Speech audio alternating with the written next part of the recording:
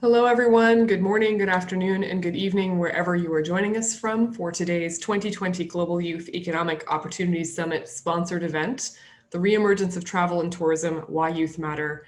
I'm Sarah Sladen, Director of the Youth YEO Network, and our annual GYEO Summit at Making Sense International. Before we begin, I want to thank our event sponsors and co-hosts Sherry Youssef, Nick Wedeman, and the team at FHI 360, and Gustavo Timo at the Adventure Travel Trade Association, ATTA, for putting together such a thoughtful and timely discussion. Together with a group of leading industry experts, we will explore the impacts of the pandemic on travel and tourism industry, a critical sector for youth economic opportunity, and where we go from here as the industry adapts. In a typical year, the GYEO Summit convenes over 4 days in the fall in Washington, D.C., and brings together nearly 500 experts and innovators from 75 countries. This year's virtual summit is using our platform to elevate stories of partners like those gathered here today, who are collaborating in innovative ways to help gather and share critical information, tools, and ideas under the summit theme, Reimagining Youth Economic Opportunities in a Post-Pandemic World. At the heart of this agenda are two key questions. What are the immediate impacts of COVID-19 on young people, and how have our organizations responded? And how can what we are learning now inform what we do next to build more resilient, inclusive systems for youth economic opportunity in a post-pandemic world, or at least one where we are better prepared for economic shocks? We are now nearly 8 months into the coronavirus pandemic, an event that has demonstrated the fragility of our social and economic systems, especially for the most vulnerable, including billions of young people around the world. Yet the crisis has also demonstrated the resilience, creativity, and leadership of young people, as well as organizations like yours who are working to support youth. With that, I'm pleased to welcome Nick Wedeman, Climate and Environment Technical Advisor at FHI 360, who will guide us through today's session. Welcome, Nick. Thank you, Sarah, and hello and good morning, everyone. I'm really excited to be here. As Sarah said, my name is Nick Wiedemann, and I serve as a technical advisor with FHI 360. I'm excited to introduce today's FHI 360 and Adventure Travel and Trade Association co-sponsored session, The Reemergence of the Travel and Tourism Sector, Why Youth Matter. With approximately 68 million youth unemployed globally and an estimated 41 million more youth entering the workforce by 2030, the travel and tourism industry, which represents 1 in 10 jobs globally, is a sector ripe for engagement and economic opportunity for youth. Today's session will feature 2 sets of speakers. Our speakers will focus on critical issues for youth engagement in the tourism sector, including the COVID-19 context for travel and tourism. The session speakers will also explore skills development and economic opportunity for youth, as well as emerging issues related to COVID-19 and tourism, adventure travel, cultural tourism, and youth. In addition to our speakers, we will have a set of voices from the field videos where youth currently engaged in the industry talk about their journey. As the conference team noted, we'll be using a Padlet to enter your questions and thoughts. We will also have a brief Q&A session after each set of presenters and wrap up for the day as well. So with that, I'm excited to introduce Sherry Youssef, the Director of Work in the Global Employment Engagement and Education Department of FHI 360 to kick us off. Thank you. Over to you, Sherry. Thank you, Nick. Hi, my name is Shahira Youssef Yunus, and as Nick noted, I'm the Director of Work at FHI 360, and thank you all for joining us today. My talk is about why labor market analysis matters in the travel and tourism sector, and I hope to shed a little bit of light on how critical it is today more than ever to really understand the fluidity of labor markets, how youth enter and transition within labor markets, and how labor markets are responding to the current crisis. And then I'm going to do a really quick dive into a project that we've been working on in Morocco, and then hopefully have some question and answers at the end of this session. For those of you that don't know, FHI 360 is an international development organization. We work in about 90 countries on any given day, and we have about 4,500 team members around the world. FHI is a very committed organization to data and evidence, in part due to our health practice. FHI stands for Family Health International. Several years ago, we acquired assets in the broader economic growth and development space, and that's how we became FHI 360. We have a domestic practice here in the United States, as well as a large international practice. I sit in the international practice, and I'm based in Washington, D.C. One of our flagship projects that we've worked on, it was a 5-year project that we worked on in collaboration with USAID, was to develop a community of best practices around workforce development, skills development, and to try and develop and design some tools and approaches that would facilitate and help program designers like myself, host governments, other donors, and youth themselves to better understand how to successfully enter labor markets. So I'm going to share with you a few illustrative examples of those tools and approaches, and then, as I mentioned, share a little bit of its application in one of our projects that we recently closed in Morocco. The first slide you see now is something called the business impact of soft skills.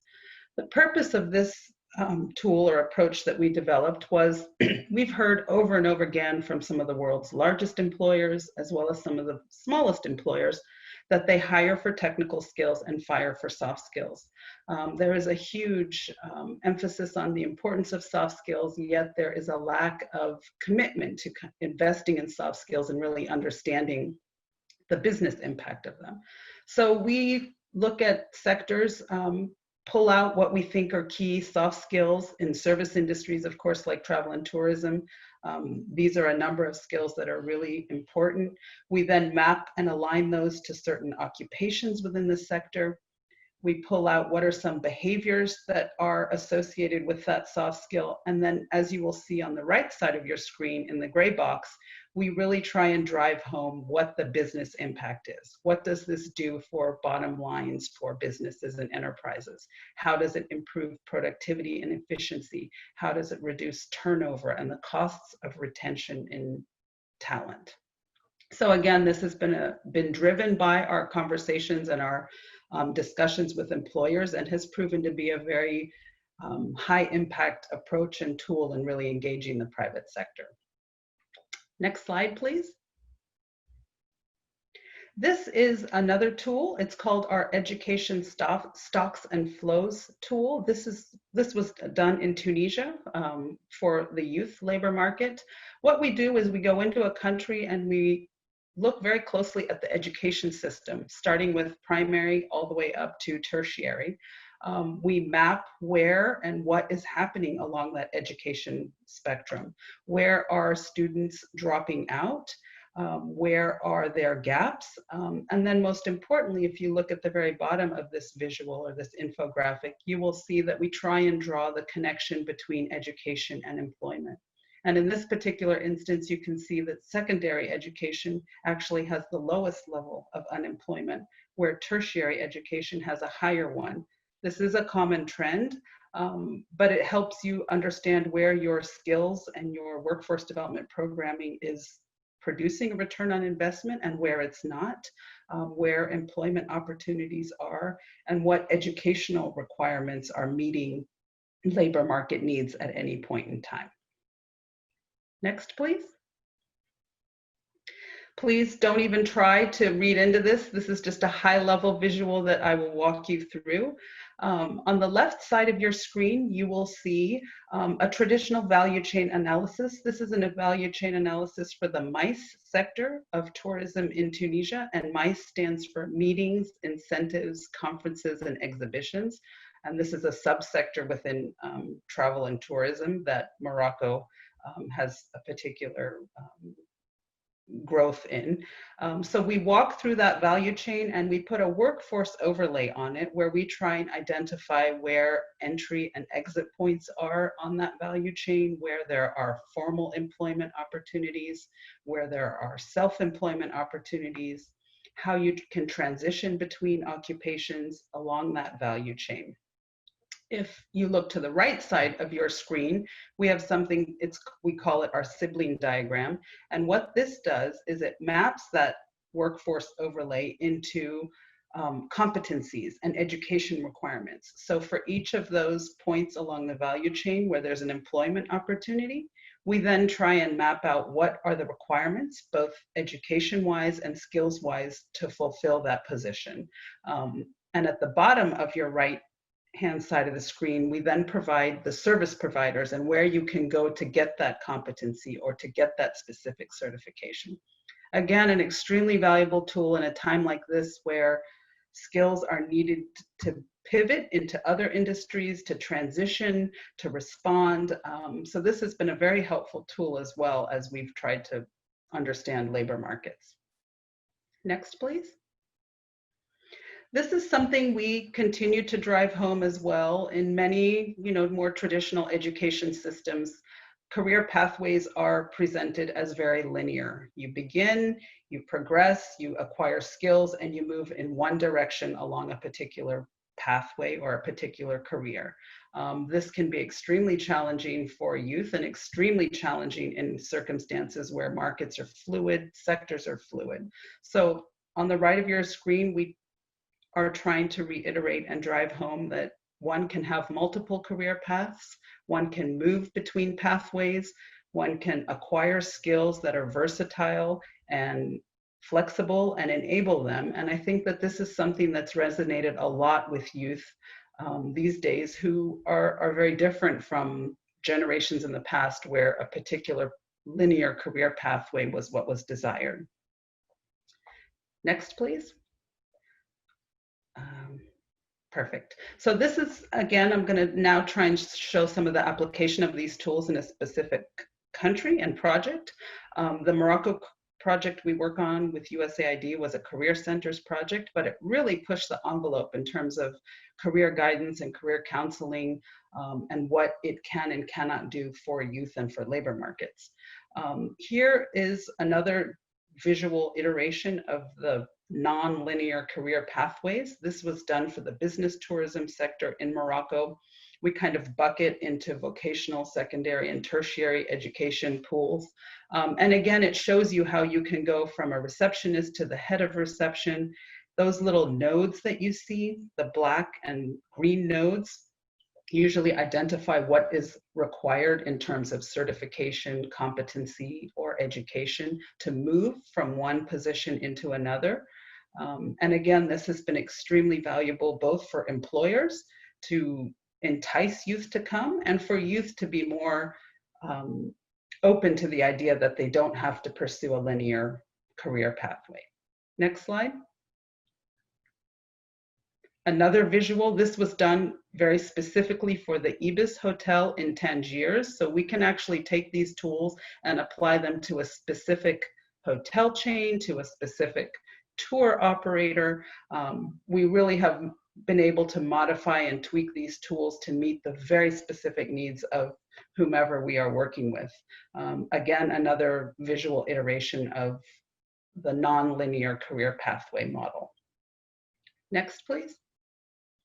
We then tried very hard on this particular Morocco Career Centers project to make our data, visuals, and our analysis consumable by youth and youth-friendly. So this is another iteration. It's in French for those of you that can read French. Basically shows again in a nice, fun visual how you can progress along different pathways in the hotel and travel and tourism sector. And at the bottom, you see, again, with those colored arrows, how you can move and what competencies and skills are required. Next, please. This is one of the last slides I'm going to share with you. This is kind of an industry snapshot. Again, it's in French because this was pulled out of our Morocco project, but this really was, the content of this was developed by all of the key stakeholders. The public sector partners, our private sector partners, the youth themselves, and it really was a very effective way of engaging the private sector and helping them promote and entice youth to engage in their sector. It is a snapshot of what competencies are required, how many nights, what kind of tourist is staying in what city, what kind of revenue is projected. And again, this was very successful in our private sector engagement. The project in Morocco actually has concluded from USAID funding, and the host ministries have assumed the project and the career centers and are scaling and replicating them on their own expense, which really demonstrates FHI 360's commitment to really ensuring utmost sustainability for the programs that we design and develop. So with that, I conclude my presentation, and I'm going to hand it over to Nikki Zoli. Thank you very much. Thanks, Sherry. Really appreciate the chance to present today. As noted here, I'm the former director of social impact at Marriott International, and I'm excited to share some insights with you about youth and what their future is looking like in terms of the travel and tourism industry. Next slide, please. Think back to where you were on March 5th, 2020. I can remember it very well. You can see a picture there of the first annual University of Maryland Eastern Shore Hospitality and Tourism Day. On that day, the statistics still remain the same. 1 in 10 jobs were still powered by the travel and tourism industry, and travel and tourism was still worth 10.3% of global GDP. It was a pretty typical day for me. I had been to many youth conferences through my work at Marriott, supporting youth and helping them to prepare for jobs in the travel and tourism industry. But at the same time, it wasn't a typical day. There were definitely nerves in the room from people in the industry as we had been watching the horizon and seeing what was happening with COVID in Asia Pacific and then Europe at that point, and cancellations were happening. There were also hand sanitizers in the goodie bags, not something that I'm used to seeing in my departure gift. Next slide, please.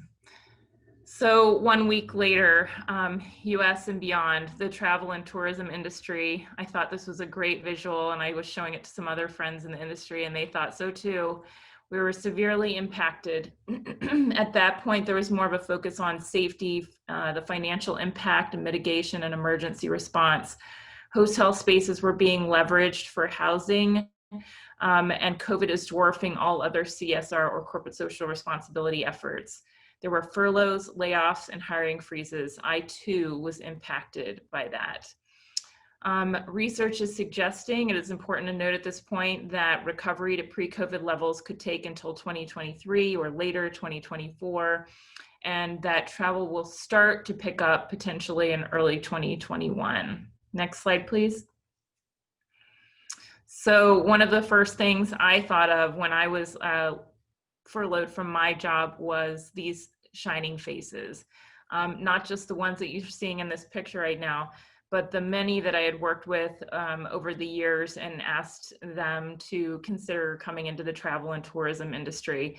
So not only did this have a personal impact on me, in all the ways that you would normally expect going on furlough and then being laid off, but a really deeply personal impact because I felt responsible for what was happening to these youth, the youth that I had told to go into this industry.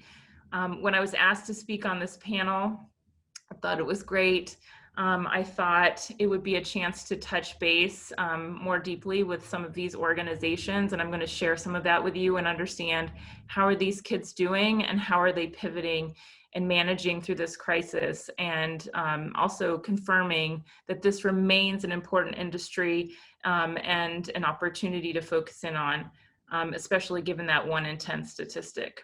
So let me start by telling you about a few of my organizations that I was working with, starting with Global Travel and Tourism Partnership. This is not all of them, just a few. This is one that helps youth around the world, as you can see, to get their first glimpse of the travel and tourism industry. It's in high schools, secondary and post-secondary. They're reaching hundreds of thousands of youth each year. They've also created an online model and some smaller modules as well, and generate interest through conferences. Next slide, please. Another one near and dear to my heart, Youth Career Initiative. They had a larger footprint initially. They have a smaller one now as they have changed their model a bit in the last year to have a better, greater impact, and then they'll be scaling. They're typically focusing on English language skills, soft skills, and then some on-property experience. Next slide, please. Aquila Institute for Women, they're in Rwanda. This is East Africa's preeminent higher education institution for women. They're focusing on careers and training in hospitality, technology, and entrepreneurship. And they also have an intensive focus on women's leadership. Next slide, please.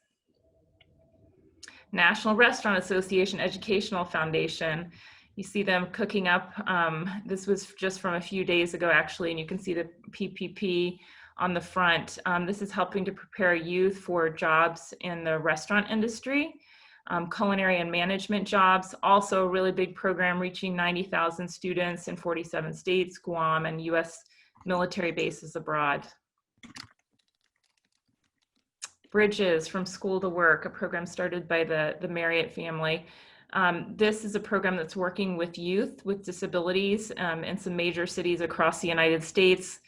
Wonderful kids, bright, and doing a great job in jobs including hospitality. This is a higher support level program. Each of them has career counselors is helping them with skills assessment, career planning, job development, and many of them have shifted into other jobs in hospitals, etc. They're doing well. Next slide, please. So what did I get from these conversations? It was great to touch base with every one of the different organizations. I'm going to run through a few slides with some big takeaways on these conversations. I don't purport to be the be-all end-all expert. I see some questions coming through on the Padlet, but I'll do my best to answer some of those when we get to the Q&A. Right now, what's happening, obviously a pivot to online. There are virtual labs happening as well and socially distanced in-person learning, especially for those culinary training programs. There's use of Skype, Zoom, other things, and a lot of work was done to make sure that these students that were doing the virtual learning had the technology that they needed.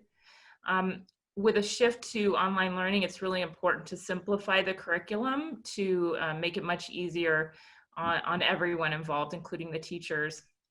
There's also more bite-sized training on things such as sustainability and social impact, which are very important to the industry and will be so going forward, even more so. Digital. And then there's also training being developed or happening around the new travel and tourism landscape at this point. And that includes a focus on, safety and sanitation, local travel, adventure travel, which has seen an uptick, especially in Europe. And then there's still some internships and trainings happening at hotels, not as much as we like, but there's some of that still happening. Next slide, please. Future focus, opportunities and necessary skills. These are, by and large, these are the things that I was hearing from those conversations. Flexibility and ability to adapt, huge. Communications and technology skills, especially now given that the interaction is not as close with the customer. National Restaurant Association, but I think this applies to the others as well, noted an understanding of staffing, supply chain, and again, the safety and sanitation are important. And a lot of talk around taking this opportunity, even if you're laid off, furloughed, et cetera, to upskill and pursue additional training if you'd like to come back to the industry, or you can go work in other industries meantime, as noted earlier, before you come back. You can learn the same skills in many of these other industries: attitude, confidence level, working in a team, comm skills. And there was a big point made by several of the organizations that we have a high level of expectation around service in the hospitality industry, but that's not necessarily so in some of the other industries where our skills translate, such as hospitals, sometimes at retail. So the expectation is changing. If people are going to spend their money, it doesn't matter, what level of hotel, for example, they're going into, or even the hospitals, they want higher level service. And by shifting some of our workers into these other industries, that isn't going to change. It's going to be a big expectation going forward.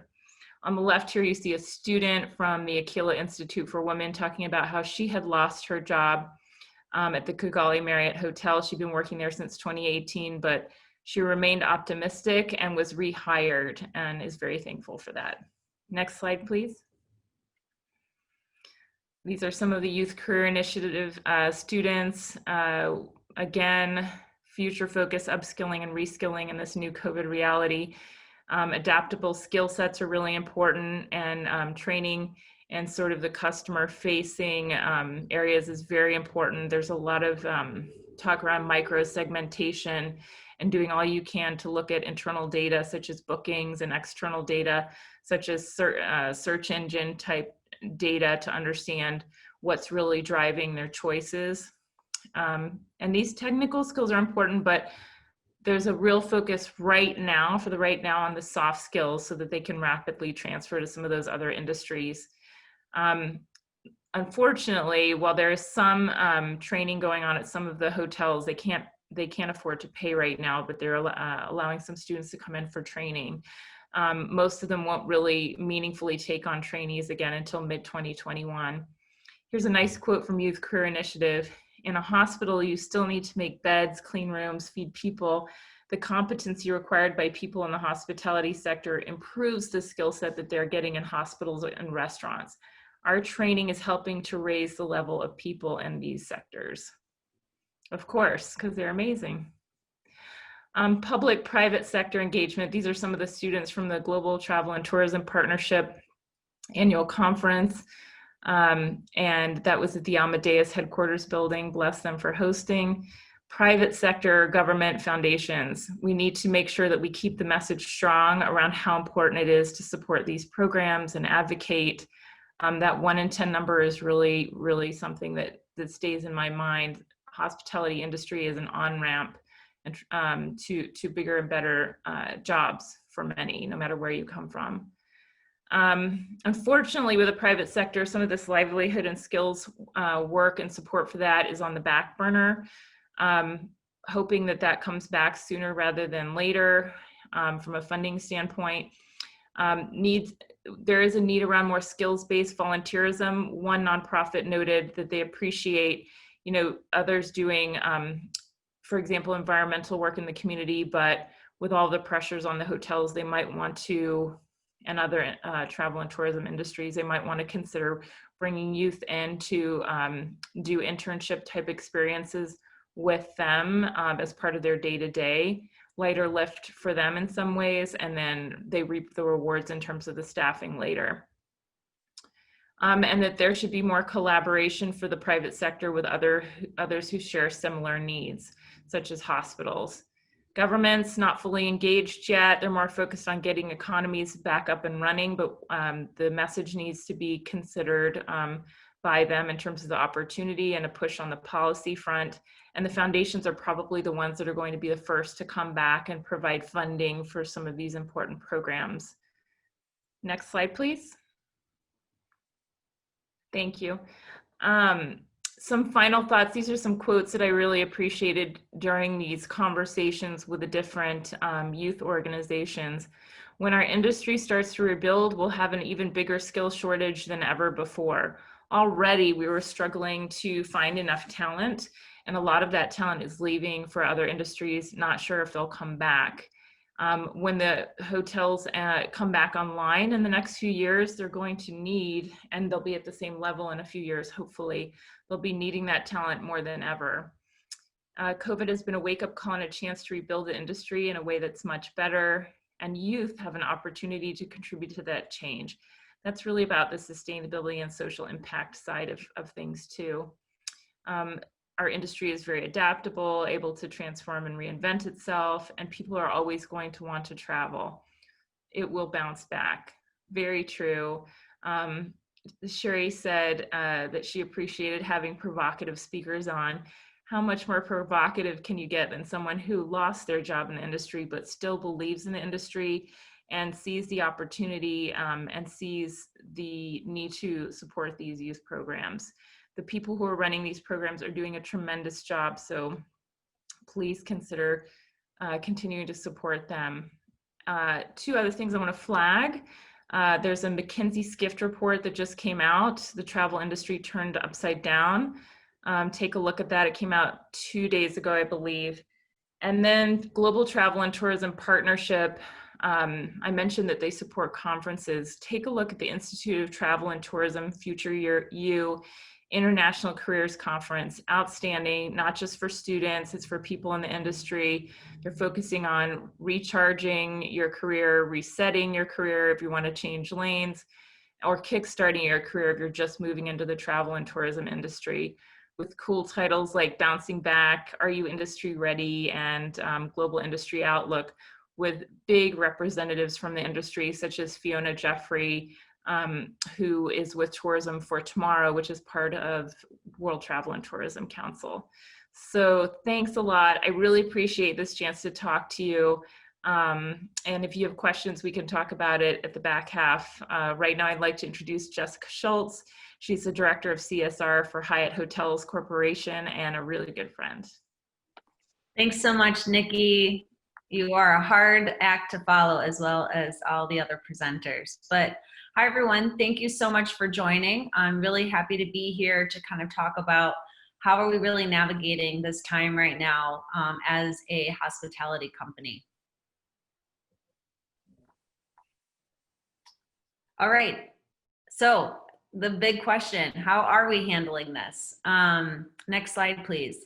So as we know, the pandemic has devastated the hospitality industry, leaving roughly 4 out of 10 workers unemployed.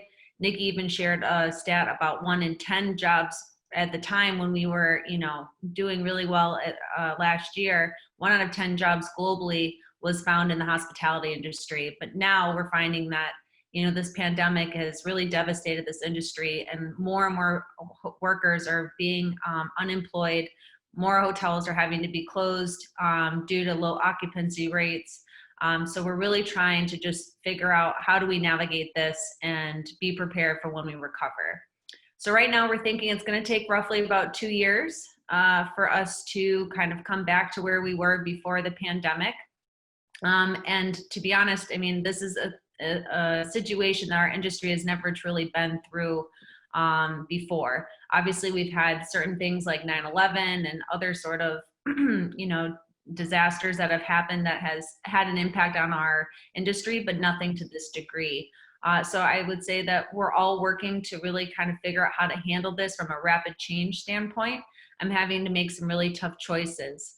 Right now, we're focusing on what do we need now to keep the business going? What do we need to be successful going forward? We're looking to assess different needs and roles to determine, where should we be putting our focus right now? How can we use kind of some of the existing roles that we still need in our hotels, but maybe have them have more of a broadened responsibility? We also now know with the pandemic, sanitation and cleanliness is extremely important for people to feel comfortable to come back into our hotels. So really prioritizing what are these critical responsibilities and roles that we need to ensure that when we are ready to be back up and running at full speed, we have that right now. We're also working with rapid feedback.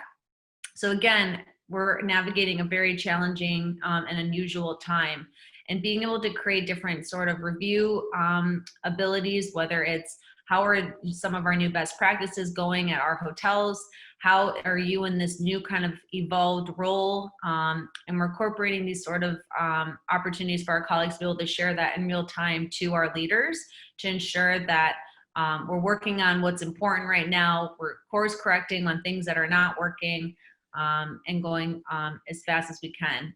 Another thing that we are doing and are finding this is a great time is really kind of focusing on our partnerships with nonprofits, especially through the lens of diversity, equity, and inclusion. We will hire again, and when we do, we want to make sure that we use this as an opportunity to really diversify our workforce. So at Hyatt Hotels, we have an opportunity youth program called Rise High. We launched it in October of 2018, and we set a goal to hire 10,000 opportunity youth by 2025. We still are very committed to this work, and obviously with this being an unusual year, we know that when we are hiring again, we need to really amplify our hiring of this specific population to ensure that we do still achieve our goal. And in order to do that, we need to still have our nonprofits in place that are going to be reaching and upskilling and preparing these opportunity youth for our industry. And so finding these really diverse partners as well as college and universities is still top of mind for us right now. Next slide, please. So what are some examples I wanted to share on how we're using this time to really engage not only our current workers, but also our future workers. Next slide, please. So first and foremost, hospitality is such an amazing industry that it is, and it really is amazing because of the people. Without our workers, we're not able to operate our hotels. And although our hotels are looking very different right now, maybe them are not sure of when they're fully going to be welcoming guests to the degree that they were, before this, but it is our main priority for us to remain at the heart of our business is our people, and it's our key strategy moving forward. Next slide, please. So one thing that we really have had to be rapid change and focused on in this workforce and travel is our focus on digital. It's really the hot spot for hospitality. Right now we're really focusing on enhancing our website and our apps to adapt to customers' changing needs. We're focusing on, how do we ensure that people know how to come into our hotel. We know that because of the pandemic, people really want to have as much contactless experiences as they can. They want to know what the capabilities are. So now we're having to look at how do we update our websites and our web pages for future guests to have all the information they need, what amenities are available, what are the experiences going to be now from a lens of a pandemic. So focusing on digital is where we are super laser focused right now. The other thing that we're focused on is really providing support to our former colleagues. We've created an alumni network, which I'll touch upon a little bit more here in a minute. But we wanted to make sure that we are caring for our colleagues. Hospitality is an industry that people have thought that they would have a lifelong career in. It's one of the things that makes it so wonderful and amazing. You can start, an entry-level position without even a high school diploma or a college degree and can work your way up to be a GM. And for us to have had to say goodbye to some of our colleagues who have been with us for 5, 10, 15, 20, 30 years, we don't want them to feel like they don't have their Hyatt family still. So we're staying connected with them. We're helping them try to find new positions for them to work during this time with the hopes that maybe we'll be able to bring them back again in the near future. We are still opening new hotels, which we're very excited about and proud of and don't want to lose sight of that. But yeah, it's really, really an important piece. Next slide, please. We're also, like I said, mentioned, really focused on the safety and health and sanitation. Another thing that we've had to do is really create leadership roles in our hotels for people to oversee our hygiene and well-being. It's a responsibility that all of our hotels are adhering to. We are constantly, rolling out and supporting new operational protocols as well as trainings. So this is another one of our main areas that we're focused on. And we're hoping that, with this effort, people are going to feel like they can feel comfortable to come and travel and stay with us with the hopes that the travel then will bounce back. Next slide, please. Another thing that we are really have been focusing on that even if I had told myself last year how much having a virtual reality experience on introducing different roles that are available in hotels would be such a valuable tool now more than ever, I would have probably not believed it, but through our Rise High program that I mentioned earlier, one thing that we found was that a lot of our nonprofits globally had a hard time finding ways to bring youth into our hotels, just to kind of expose them to what a hospitality industry is, what types of roles that existed. So we built a virtual reality experience so that people could go and see a day in the life of not only a Hyatt hotel, but the roles that exist.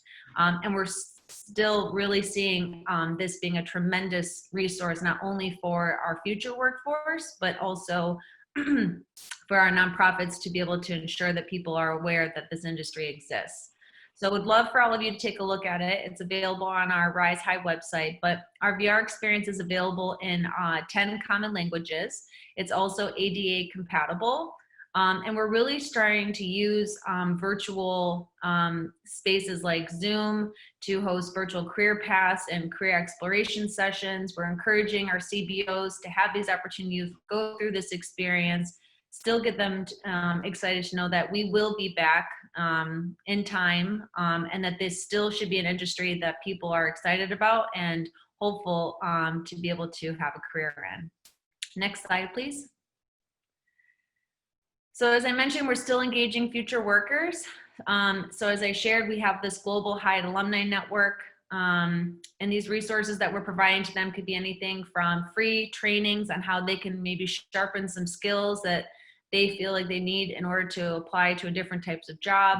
We're helping them with interviewing and kind of tips and tricks. We're helping them build some LinkedIn profiles. So again, if you've been with us for a long time, you probably have not needed to have a LinkedIn profile. So now we're providing that help and support to ensure that our colleagues are being set up for success.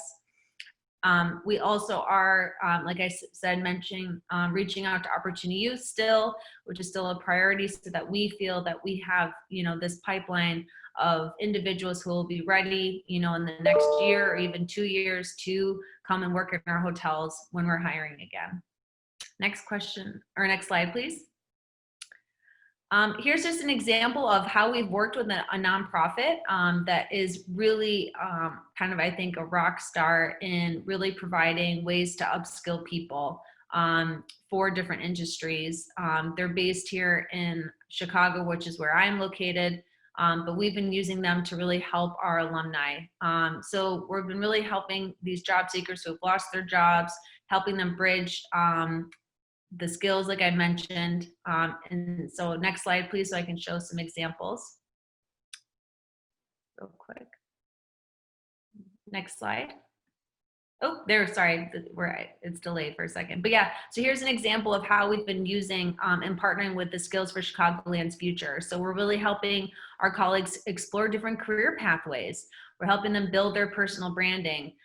Also, how can they be set up for success, and also have someone to talk to about maybe some of the things that they're going through. Obviously this is a really challenging time and a lot of uncertainty, and we want to try to provide that well-being support, but also emotional support to our colleagues who are having to be laid off due to the pandemic. So finding organizations like Skills have been really, really valuable for us to ensure that we're providing and bringing our purpose of caring for people so they can be their best to life. Next slide, please. So here I wanted to kind of give a little glimpse into what our Hyatt Alumni Network is. Next slide, please.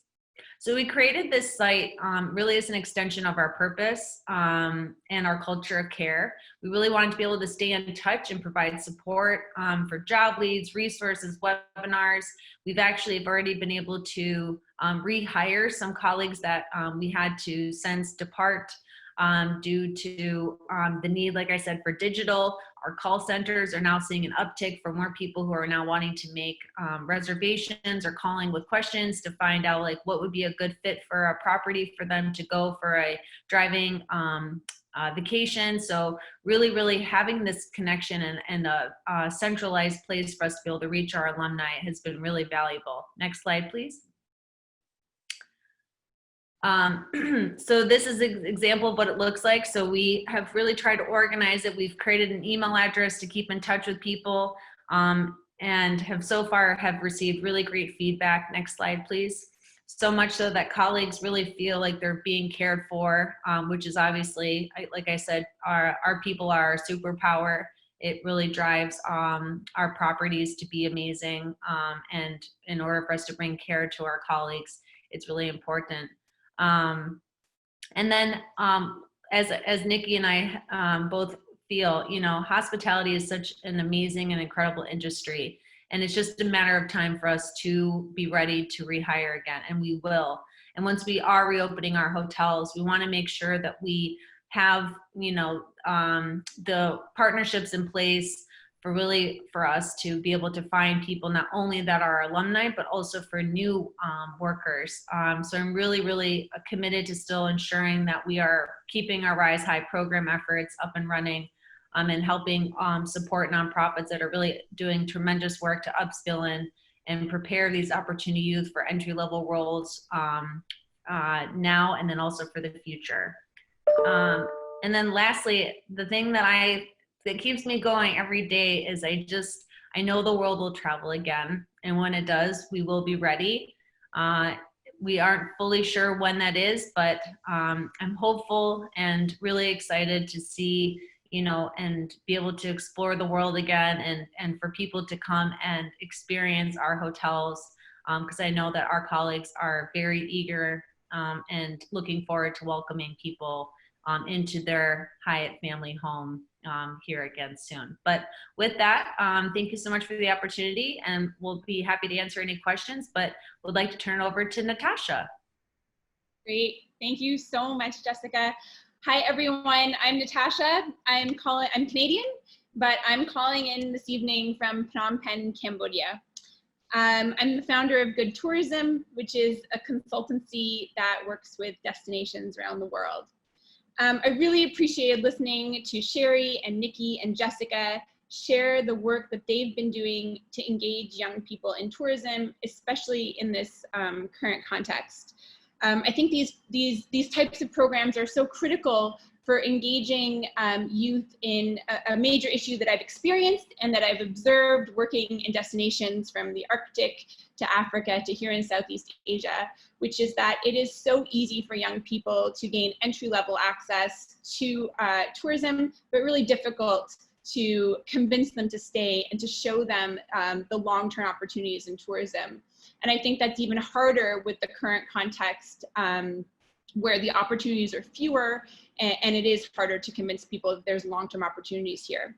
So today, for my short talk, I've been asked to share with you my own journey in tourism. I guess I'm, you know, sort of on the tail end of the youth that had a non-linear career path, as Sherry described. So I'll share with you my own journey in tourism and 6 things that helped me stay in the sector and go from being an intern to an entrepreneur. I also want to be candid with you all about how my job overlaps with my personal life, because I feel strongly that if we want to create sustainable opportunities, especially for women, we need to be honest about the pressures that tourism puts on our personal lives. And finally, in Voices from the Field, I'll introduce you to 3 inspiring practitioners that I've had the privilege to meet. So next slide, please. So let me start with sharing my career path with you. I studied history, which turned out to be pretty unemployable, as my Indian mother warned me that it would be. And I wasn't sure at all what I wanted to do with my life. I didn't, like, my family took vacations, but I didn't know anybody who worked in tourism. I didn't know anybody that studied tourism. Nobody suggested to me that tourism was an option for a career. By chance, I met somebody who was working in adventure tourism, and she needed an intern. This is her on the slide. Her name is Christina. When I was 22, Christina hired me as an intern. She trusted me, she gave me a bunch of responsibilities, and to this day, she remains a source of support in everything that I do. And so I experienced early on that to advance a career in tourism, and probably any industry, but especially in tourism, young people need senior people that are really, really invested in their professional development. We can call them mentors or coaches or advisors or whatever, but more than just like networking and advice, these people need to be really invested in the future of their mentees. And what I've learned is that this requires almost a lifetime commitment. These relationships are rare, but they're so transformational when we can find them in both a personal and professional sense. So getting a great mentor is so key.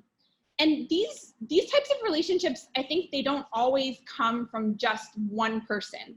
Getting access to professional organizations like the Adventure Travel Trade Association is hugely beneficial. Associations are like extended families that meet once a year that open doors for you all over the world. I think that supporting youth to access professional associations, not just on like a one-off, like one trade show attendance, but on a consistent basis is really key to helping people advance their careers and open up their networks. Next slide. We also need to support young people to position themselves within the industry and understand how they can use their skills to create an advantage. We so often cite tourism as an industry that allows people to use their local knowledge and their traditional skills, but we need to go one step further and help them understand how to position those traditional skills in a way that gives them a competitive advantage. So for example, in 2008, when I had exactly zero experience, Christina helped me identify a topic that was interesting to me and also to the tourism industry. So she helped me release a report, you can see the cover here on the screen, about the Gen Y adventure traveler. Nobody had talked about this segment of the adventure travel population before, and all of a sudden I was an expert. I was asked for advice, I could speak at conferences, and for me, this was really the step out of from being an intern into being, you know, a consultant. It was really, for me, that was the transition into the more professional sphere. Christina also taught me something else at that time, which is that design is important and people trust things when they look good, whether it's an email, a website, a report, a presentation. And I often see this component missing from trainings that I work with here in the developing world. It's so easy today with tools like WordPress and Canva to improve design skills. And I think we need to support young people to access these tools and understand how to use them. This might seem like kind of a silly, trite comment, but I really think it's important that people know how to package and present their skills that they have. That makes a big difference. Next slide. So after working with Christina, she suggested that I study tourism, which, as I mentioned before, I previously had not. Studying tourism was the best thing that ever happened in my career. I don't think that you need to study as an undergraduate or a graduate degree. There are so many online certificates and trainings. But having a little fluency in the trends and the issues and the terminologies that tourism professionals use is really important to help people transition from these entry-level positions into more senior positions. So encouraging people to get access to professional tours or to tourism programs is really, really valuable. Next slide. After graduate school, I was lucky to have some good opportunities and I worked for a variety of consulting firms. I said yes to absolutely everything. Next slide. I was energized by the opportunity to see the world. And by the time I was 30, I was traveling around 80% of the time. And I know that most of the people on the call will have had this same experience of just going full on at that period in their lives. But because, oh, sorry, one slide back. But because I was 30, I was starting to wonder how I could balance a family with my career that I was so passionate about. I looked around, and in adventure tourism consulting at least, I saw almost no women with families. Most tourism jobs, I think, whether it's in aviation or hotels or guiding, require long hours and extended periods of time away from our families. And that's just really difficult for women to figure out how to balance. And that's why so many young women transition out when it's time to have a family. By the time I had my son, I was a consultant working on a variety of projects. I wasn't able financially to stop working, but also I didn't want to. So I had to try and find solutions. Next slide. For the first year of my son's life, I asked my clients if I could expense an extra ticket for a second caregiver to travel with me. In my case, it was my nanny, who you'll see here on the next slide. This allowed me to continue to breastfeed, which was important to me, and still get my field work done. Not all of my clients said yes, but some did. So I often tell moms in tourism that working in our sector that it's really good to say yes to all the opportunities you can until you can't anymore, and then it's time to set our limits. But on the flip side of that, employers need to meet us halfway. I think we need to be better at supporting working moms in tourism to be able to maintain career momentum through the years of having a young family. And I understand that my comments here might be mostly related to the field that I work in, which is in the developing world, where there aren't as many, protections for working moms. But I mean, so many of us live in these contexts, right? And the solutions to this need to be creative because of the unique nature of a job in tourism. To tell you the truth, ultimately, I was not able to manage the stress of working for other people and my family obligations. And I decided this year, actually, that it was time to become my own boss. So I started my own consultancy. As I mentioned, it's called Good Tourism. We're only 2 employees, but I have big dreams of getting an even bigger team one day. In the meantime, I'm drawing support and inspiration from the many wonderful people that I've had the privilege of meeting through this industry. And so to end my talk, I'd like to introduce you to 3 of these practitioners around the world that I draw inspiration from. You'll see Netumbo from Namibia, Dia from India, and Sanjay from Nepal. Each of them are currently building successful careers in tourism. And you'll see that each of them has a characteristic so common among young people working in tourism, which is a passion and a total conviction that tourism is a powerful tool for change in our communities. And I hope that their passion and their optimism makes it clear that when we support young people to maintain their careers in tourism, they do great things that benefit us all. Thank you so much for your time, and I'd like to ask Cole to play the video of these 3 young practitioners. Hi, my name is Netumbo Nashandi. I'm the spokesperson for the Emerging Tourism Enterprises Association of Namibia. We are based in Windhoek, Namibia. Our association's aims are to promote and monitor over 70 registered tour operators, tour facilitators, craft retailers, tour guides, shuttle operators, B&Bs, campsites, and so forth. What was my career path? I pursued a Bachelor of Arts degree in tourism from the University of Namibia. It's a 4-year program. After that, I was employed at one of our state's tourism enterprise facilities as a sales consultant. I got to learn and prime my trade in the tourism sector. I spent about 4 years there. And then after that, I was confident enough to start out my own travel and tourism businesses. And that gave me the experience and the confidence to take up the helm at the Emerging Tourism Enterprises Association. The key thing that's helped me get to my current position, it's not primarily just one thing, lots of things, but the main one is attitude.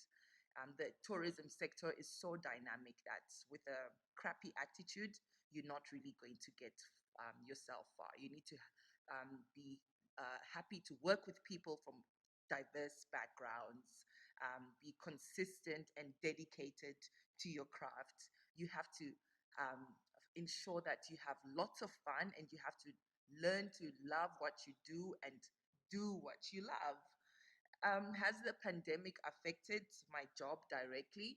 Not necessarily, except I can mention that it affected the members that I represent, because most of them are within the tourism value chain. And with the current pandemic, we know that tourism is not as we know it.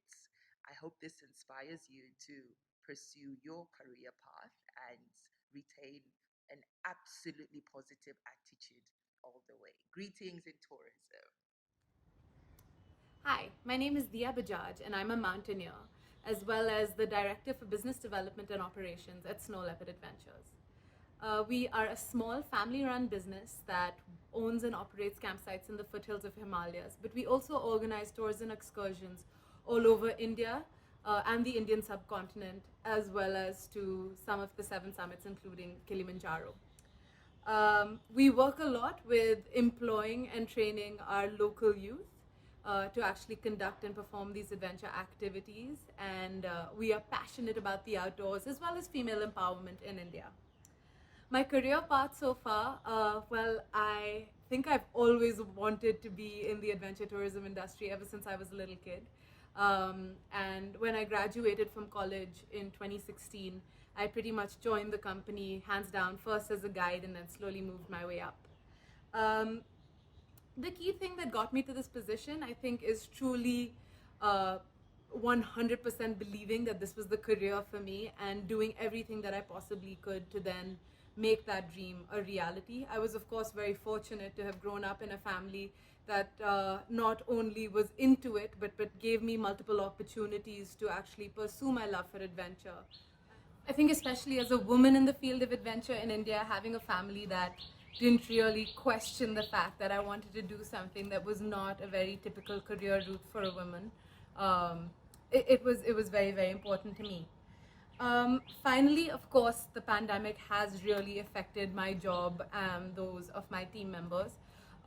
We were supposed to have a complete pack season, and now our bookings are down to 0. We are trying to think of new ways to reinvent ourselves and using this time to renovate our campsites and hopefully, change our marketing strategy. But for now, things are tough, and until we sort of find a vaccine and find safe ways for people to travel, it is going to be tough. But we're keeping our fingers crossed and our morale high. We're staying together as a team and hoping for the best. Hello, my name is Sanjay Churgill, and my most recent role has been the opening general manager of Bensley Collection Shintamani Wild. Shintamani Wild is an extremely unique luxury hotel in southern Cardinal National Park that has extremely strong business ethoses to be environmentally and socially responsible. Environmentally, the hotel funds a local NGO called Wildlife Alliance, who are a military NGO that protect and patrol the national park against illegal logging and poaching. Socially, we have numerous initiatives, my favorite being a policy that no less than 75% of our staff will come from the local community. We did this with large intensive training of local youth from the village during our pre-opening period. And we're proud to say that once opened, and now we've actually exceeded our target, and more than 75% of our staff come from the local communities.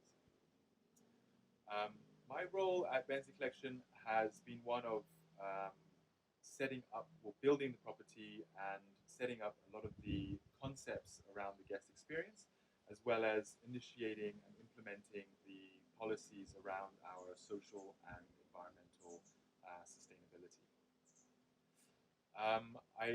My career path to get here involved a biology degree at university, followed by a hotel and business management degree. And since then, I worked in numerous roles in Four Seasons hotels and resorts, as well as Aman resorts all across Asia. Just prior to coming to Cambodia, I was in Sri Lanka, where myself and some partners built and opened a luxury safari lodge called Galoya Lodge, with similar ethoses to Bensley Collection Shintamani Wild. I believe one of the breaks that I had to get to my position was a chance to work with hotels and properties that had strong beliefs in being socially responsible, as well as creating amazing guest experiences. And this is something that I hold very dearly and I enjoy doing and implementing very, very much. COVID-19 has obviously put on the handbrake on a large scale, especially for tourism.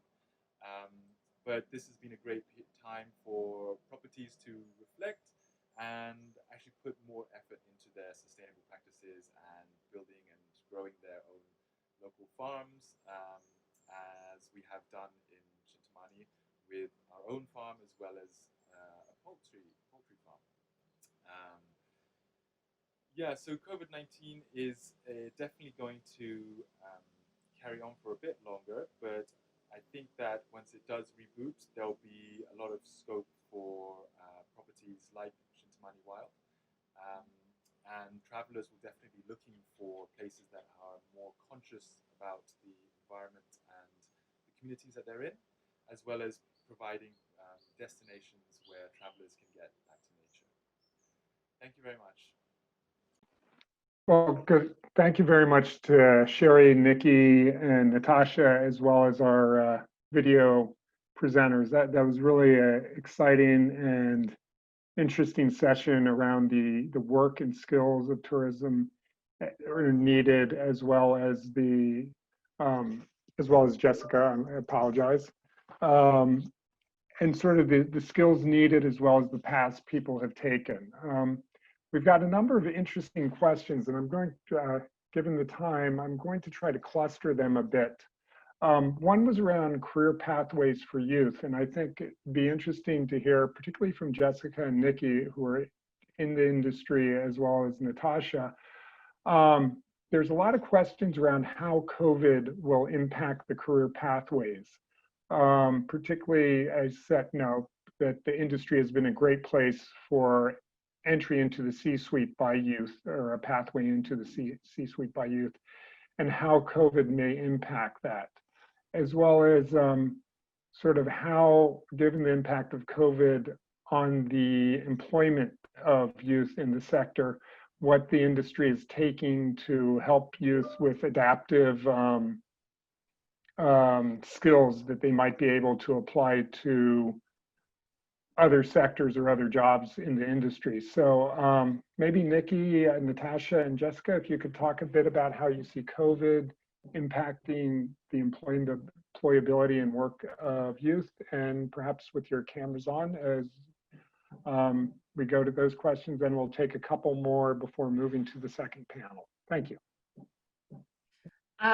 There's going to be a link posted, if Sarah hasn't done it already, to the to the ITT Future U Conference. That same kind of question came up, and there were some really cool panels addressing this. There was one young woman from New Zealand in particular who said, with the biggest smile I've ever seen, "I've just been laid off and I'm fine, it's great." And this career coach, Real Time, was saying, you know, your skills are transferable. I think that's a lot of what's going to be happening right now. People are going to step off the train for a moment, work somewhere else where they can use those skills, knowing either that they want to come back or not. I think many of them will want to come back, but just building up that muscle in the meantime before they head back in. This industry isn't going away. People have traveled since the dawn of time. It's just that they need to keep busy and keep sharp in the meantime, and try to go to places where they can build those skills. Obviously, some of these people are quite young and they haven't even started to build up those skills. But if you're friendly, if you can speak another language, you've got some of the basic elements for coming into the travel and tourism industry. So just keep moving, and there are definitely possibilities for you. I'd just like to add that here, in addition to like what Nikki said, of people stepping out and sort of, you know, doing something else for some time, what we see in Southeast Asia is people who have been furloughed temporarily are now starting their own businesses. So we see a surge in entrepreneurship from young people, and especially in the donor development context, quite a few incubators coming in. And actually, I'm part of an incubator right now that is helping young Cambodians to start businesses designed to the domestic market only. And so I think we will see younger people also enter into entrepreneurship, which is really exciting. And then, you know, they're creating their new businesses to focus on the realities of tourism for the next 2 to 3 years. So that's something we see a lot over here. That is an excellent point. And I'll tell you that there is one NGO that I spoke with that said there's a lot of buzz around that entrepreneurship piece, but also said to not forget that there needs to be a little bit of investment in preparing youth for jobs, those that cannot become entrepreneurs, because there's not enough bandwidth for everyone to become an entrepreneur. So yeah, that is a really good point. Jessica? Yeah, and I would say another thing too that we're seeing a lot of our colleagues are starting their own entrepreneurial adventures, but they're also pivoting to other industries. I think there's a lot of similarities between retail and hospitality. You know, if you have this sense of wanting to care for people and giving them a really good experience, I think finding those other verticals and industries that you can go and get those soft skills development that can then be transferred back into hospitality when we are back up and running, I think is really, really inspiring and hopeful.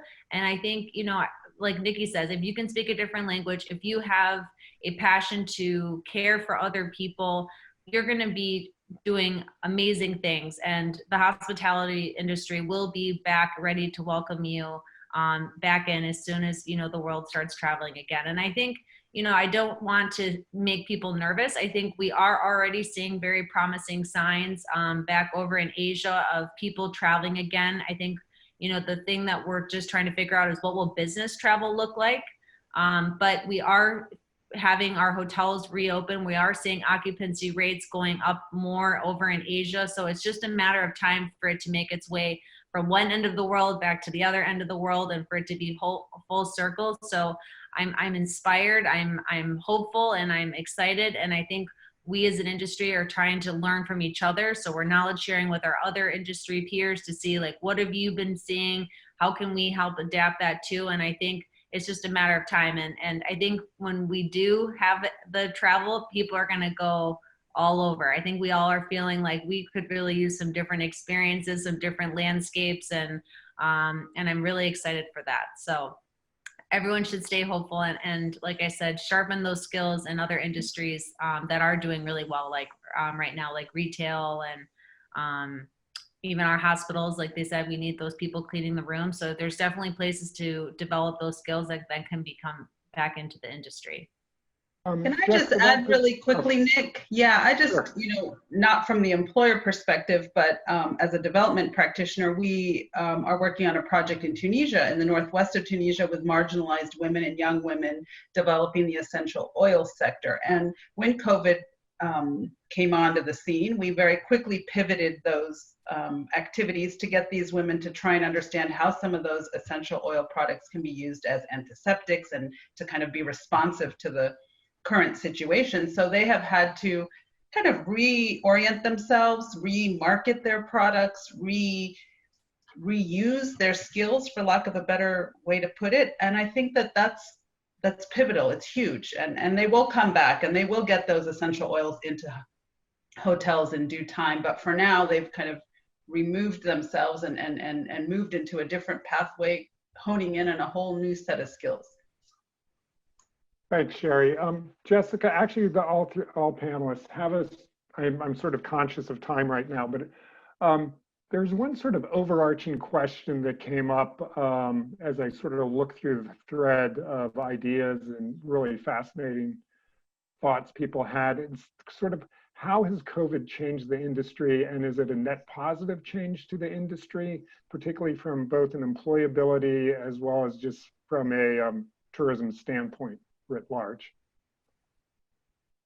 That's a good question. Yeah, no, I think that's a really good question. I think, I was joking with Nikki, last year we were, sitting like kings and queens, everyone was traveling, the world was hustling and bustling, and, we were adapting to meet the demands of, different types of travel, both personally and professionally. And I think, this has kind of caused us to slow down and kind of look at things that maybe we as a really old industry need to be better on. Like I said, we've gotten laser focused on digital. I don't think we as an industry realized how much having an online presence and having apps and being able to communicate with guests in such a digital way was going to be such a critical component of our industry. So I think that is a very positive thing. I think it's going to have a really beautiful ripple effect after we get through this pandemic. Of course, I'm sad that, a lot of people have had to lose work along the way and that our hotels aren't able to be in its full operation. But I think we are getting really creative and really innovative. And I'm really, really excited to see what's going to come out of this. Like, how can we bring fitness now more into our guest rooms because people may not want to go into gyms?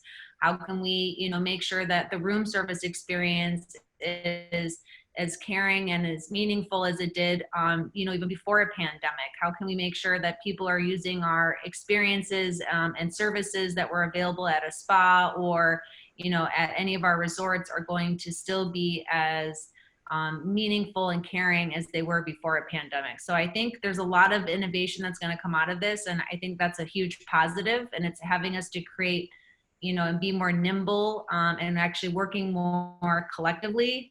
So I'm hopeful and excited, and I think people will see the outcomes very soon, especially when people are traveling again.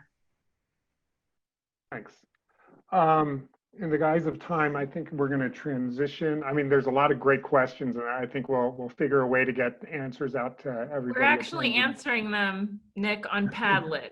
Okay, Some answers perfect. in there. The I'm sort of, anonymous ones are I've from got me. a great. I've got about 3 screens going, so I wasn't on Padlet most recently. So thank you. What I'd like to do is transition to our second set of panelists. And we have 3 very interesting group speakers for this next group. We have Dr. Taleb Rifai, the former Secretary General of the UN World Tourism Association, Aziz Abusara, who is the CEO of Nejdi Tours, and Gustavo Timar, who is a Destination and Product Development Director for the Adventure Travel and Trade Association. And with that, I'm going to turn it over to Dr. Rifai to start us off. Thank you. Okay, my presentation is intended to take a seat backwards and look at the big picture of this framework. The exploitation of youth economic opportunities in travel and tourism from a perspective of professional development growth in key economic sectors. The main purpose would be to draft,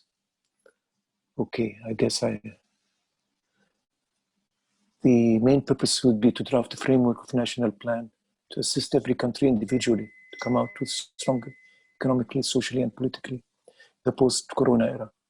It also tries to position the travel and tourism industry, the most affected and damaged sector by COVID-19 crisis, as a leading economic force and a force for good for all, force for hope. Why travel and tourism? Why youth? Travel and tourism today will continue to be, for the short and medium term, one of the most damaged sectors of the economy as a result of corona crisis. There is no tourism without travel, and travel has been stopped completely as a result of corona. The fact is that travel and tourism will, as always, as has been said in the panel before, bounce back even stronger. Why? Travel and tourism today is a vital economic sector. Not only 1 out of 10 people are employed by travel and tourism, 10.4% of world GDP is from travel and tourism. 1.5 trillion for 5 billion travelers cross international borders every year. This is a tremendous economic force. But today, travel is much more than just wealthy people and elite traveling. It's people-to-people activity. It's actually moved from the realm of being an elite activity into the realm of rights. My right to experience the world and to see it. My right to travel for business, for education. My right to relax, to take a break. It's become today a human right. And our youth are at the forefront of this human rights. Just as my right to have a job, my right to education, my right to have care. It's my right to be free, to say what I want to say, to live how I want to live, to travel where I want to travel. Travel today has been elevated in the last decade to no less than an essential human need, human right. Therefore will bounce, definitely. This is a fact that is undeniable. Now,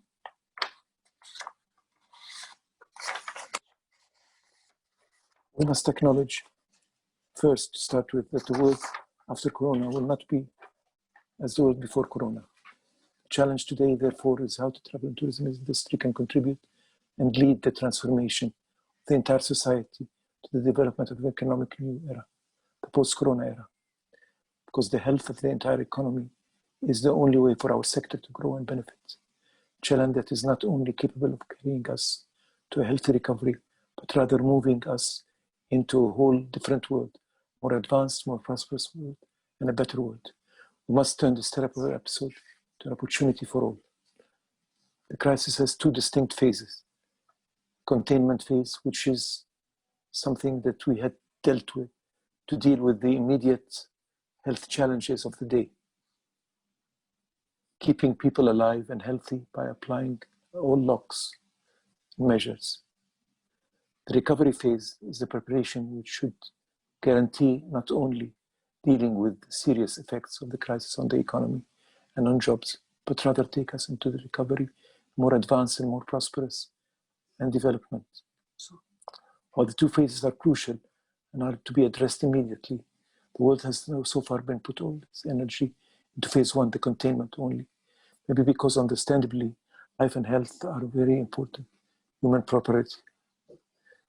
But this report, this presentation, wants to draw attention to the fact that life after phase one is equally important, life with dignity, life with prosperity. We should therefore start preparing and planning for our day after containment, immediately without delay. There's a cost for everything. Every phase has a cost. The cost of containment is clear. Every country has taken its measures to address this phase and turn it into an opportunity. Governments have been in the middle of all of this. The big damage to phase one has inflicted on phase two, particularly the lockdown, has affected, as might right now start planning preparation for phase two and its cost. For what is life without wealth, if without dignity and prosperity? It's the framework of a project I worked in for Africa called Project Hope. It's an attempt to address the crisis, address the recovery plans for tomorrow, estimated costs and possible resource needed.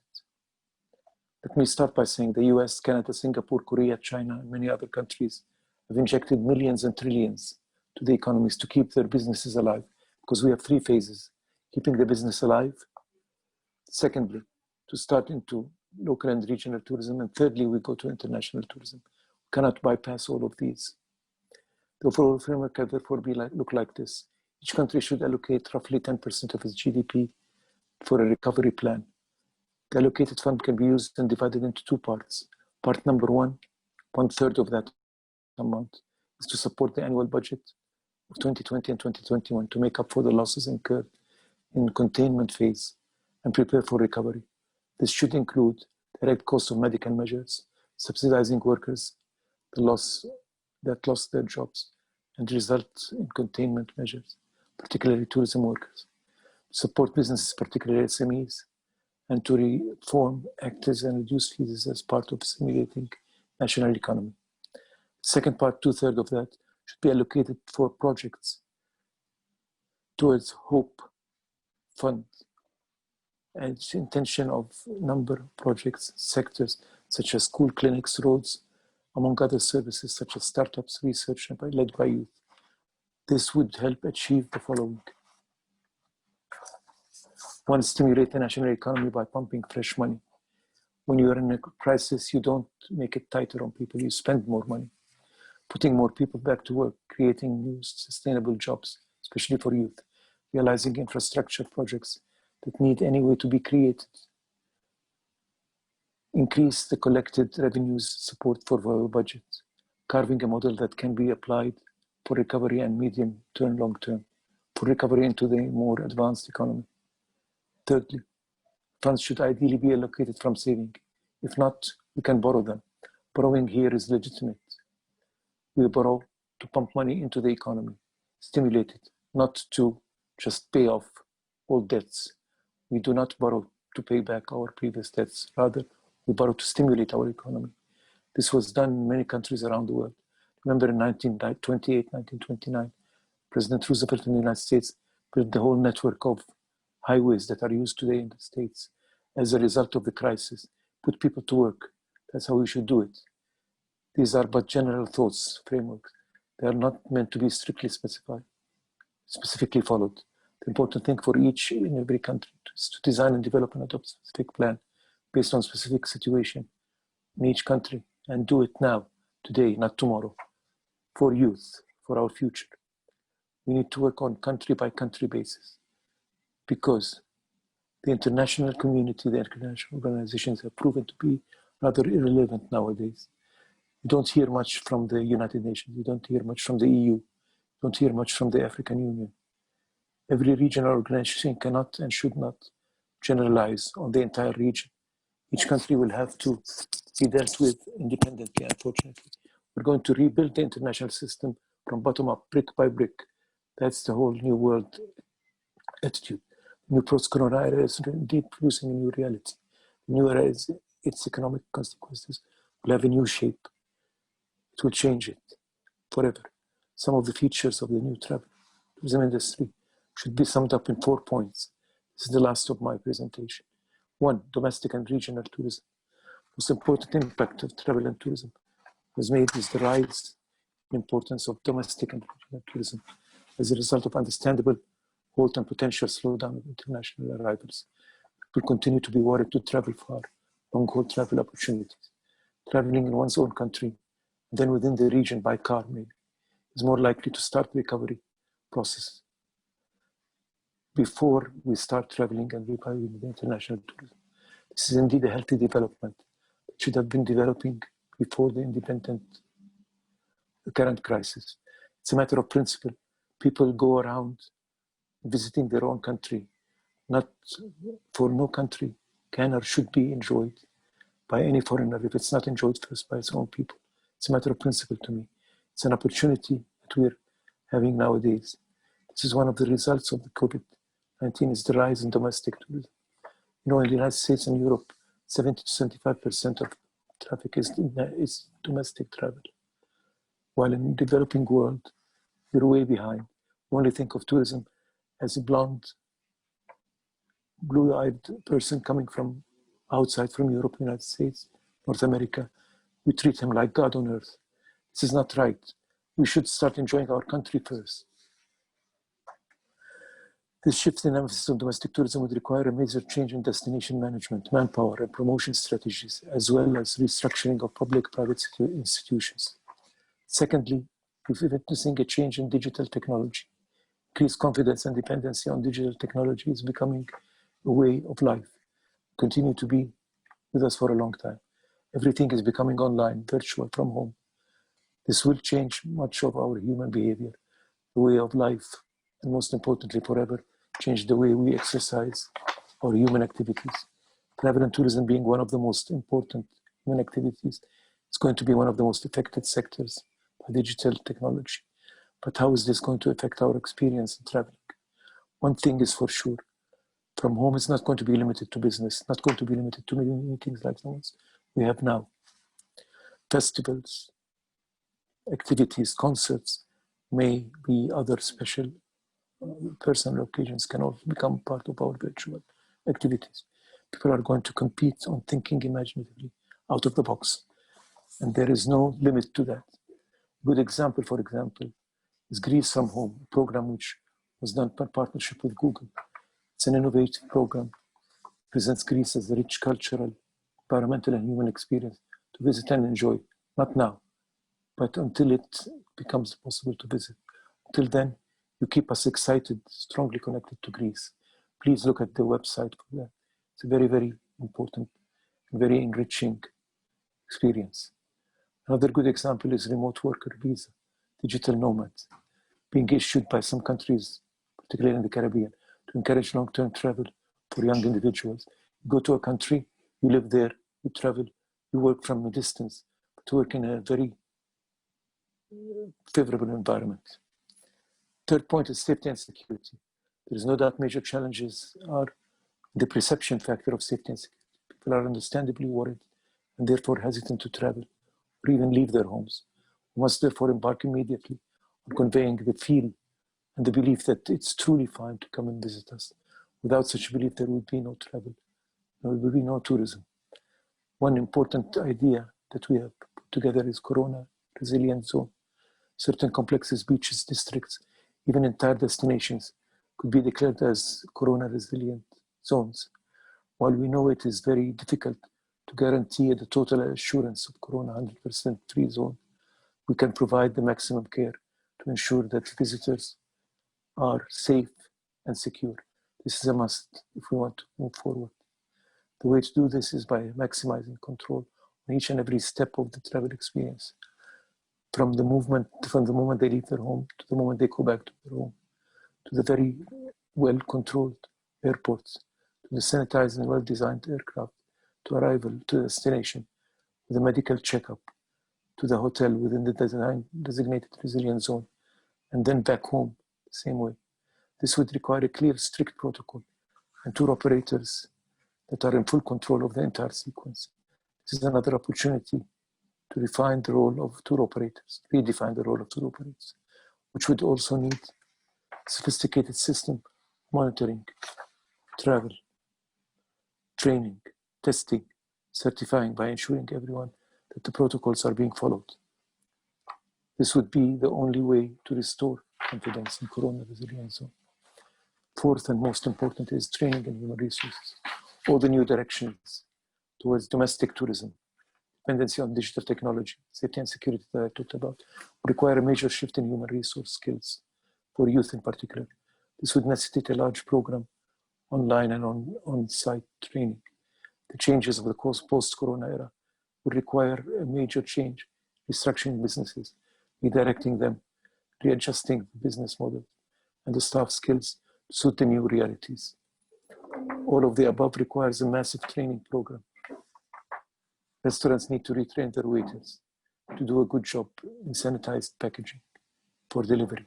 Hotels need to retrain their receptionists, their bellboys on how to instill confidence in the minds of the house of the customer by wearing masks, by wearing gloves, and by the way they handle their payments of cards and cash. Room cleaning staff should also follow different protocols. Airlines needed to do the same, the standards of cleaning on board. These are but some of the examples on new needed skills, not to mention advanced technology and language skills, all of which require a massive investment in international programs for training and retraining. The crisis will pass, and we will have many more positive social, economic, and technological developments all over the world. As of today, we now realize that our health comes first. This is what I wanted to say for the time being. Thank you so much. I'm ready to answer any question that is needed. Thank you. Thank you, Dr. Rafai. I think what we'd like to do at the moment is move on to Aziz Abusada, the CEO of Mejdi Tours and a Nat Geo explorer. On to you, Aziz.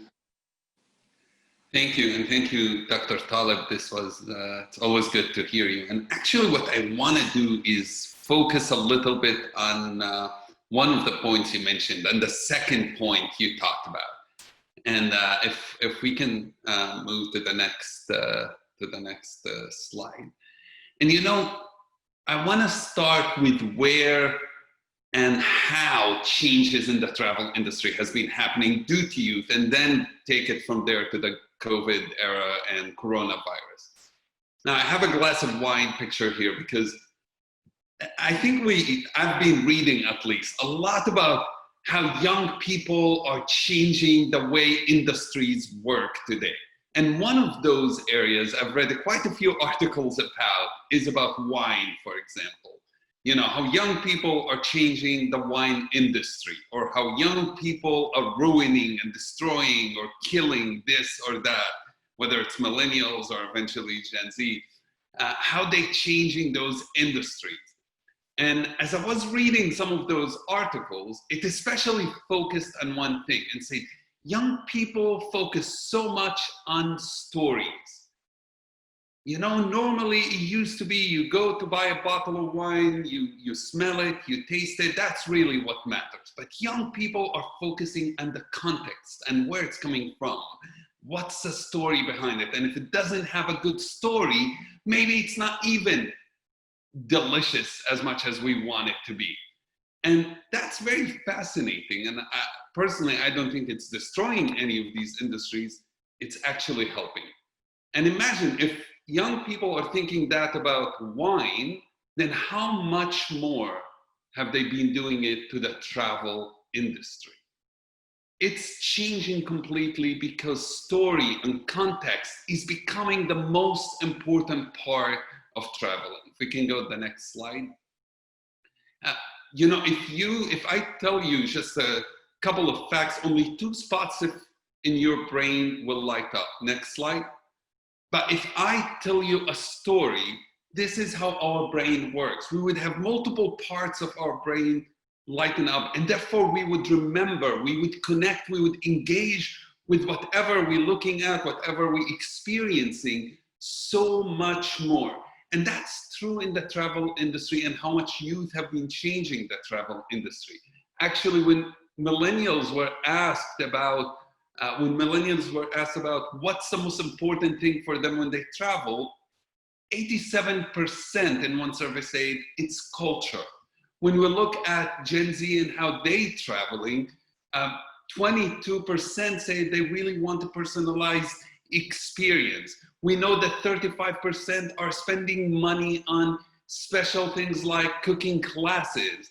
A significant number are looking toward events and toward festivals because they're looking for a story. Ibn Battuta say travel makes you speechless, but then it turns you into a storyteller. And I've seen that everywhere I have been working. Next slide, from Vietnam, where one of my favorite countries when it comes to personalized experiences, where everything is done. And most of those innovative businesses are coming from young people. Most of these ideas of what can we do that before would not have been a tourism even industry at all. Things like going to visit farms, like this woman who's 90 years old when I took this photo, hosting people in their home, meeting their children, their grandchildren, and suddenly these young people are coming with projects, with tourism projects that we would never have seen before. Next slide. It's also leading toward people caring much more about the places that they are visiting. And that to me is one of the most important things. This is a shot I took of a monkey that only exists now in Laos, I believe, and Vietnam, and it's one of the endangered monkeys. But travel, and especially young people with travel, has started taking us to conservation issues and eventually leading young people to start initiatives and programs that would help save our planet and help change the world we are living in. One of my friends, fellow explorers, have actually started an organization, for example, for young people called Reserva, the Youth Land Trust, would help make young people engaged and get involved in conservation. Places like Colombia, where this young man was a gang leader in his community, and at some point realized his way out of being a gang leader is through travel. So what he did, he worked with his community, mostly young people, painted these graffitis and said, we want to explain to you what is it like to live as a gang person, and how important, what are the social issues, how important it is to help us to get out of this reality. And it's an incredible project.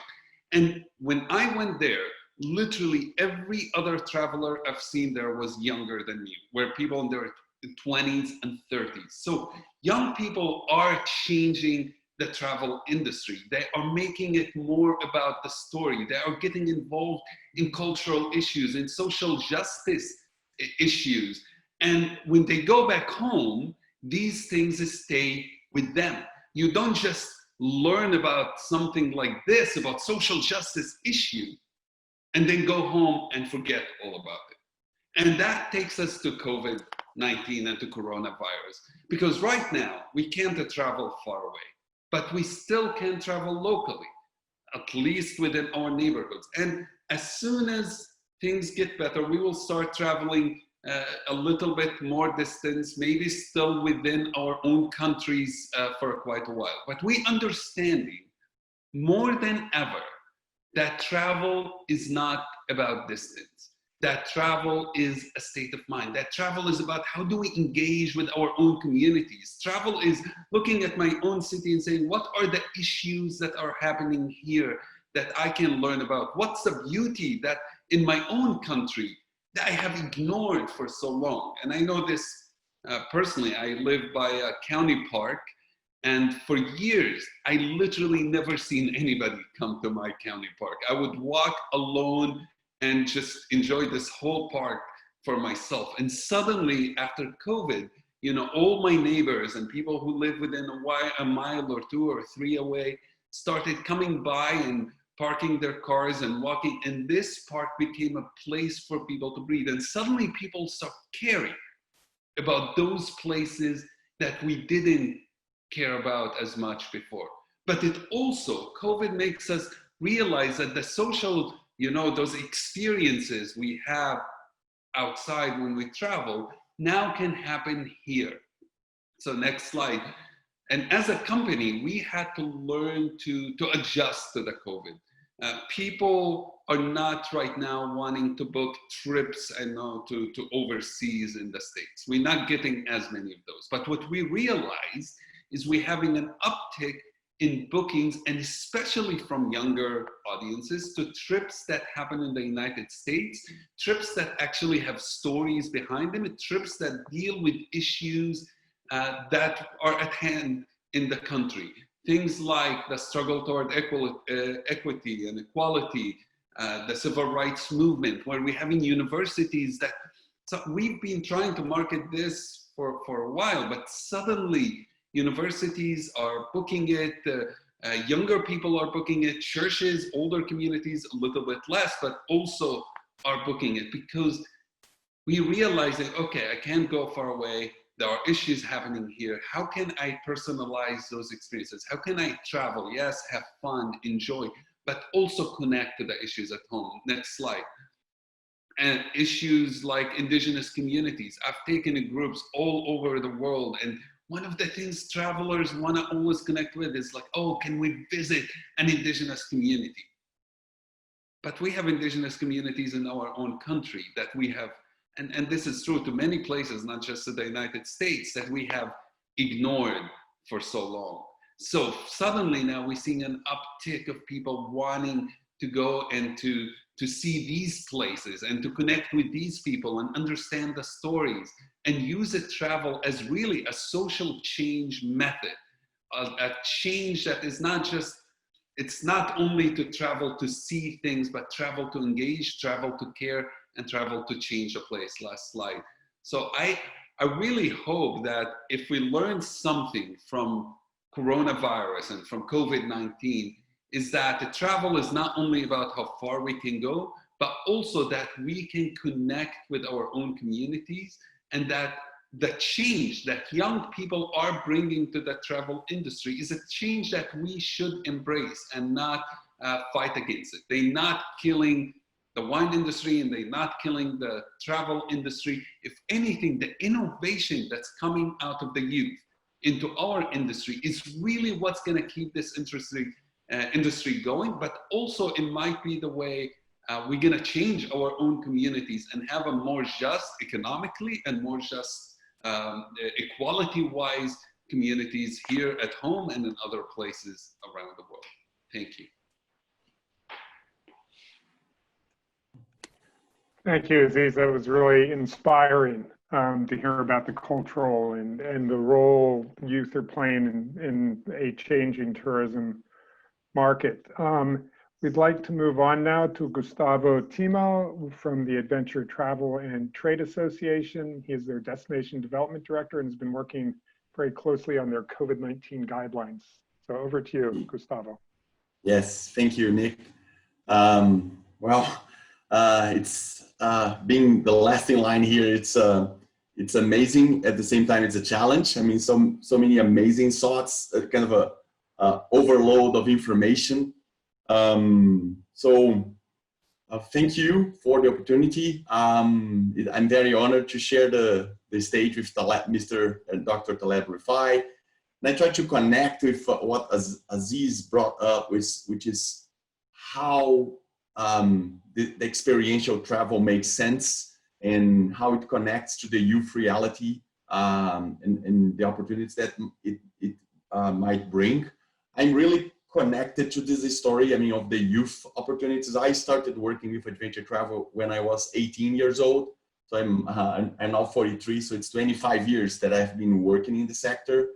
So I was really glad to see that picture that Natasha shared in 2008 when she was 22. That was when I met her, probably many years ago.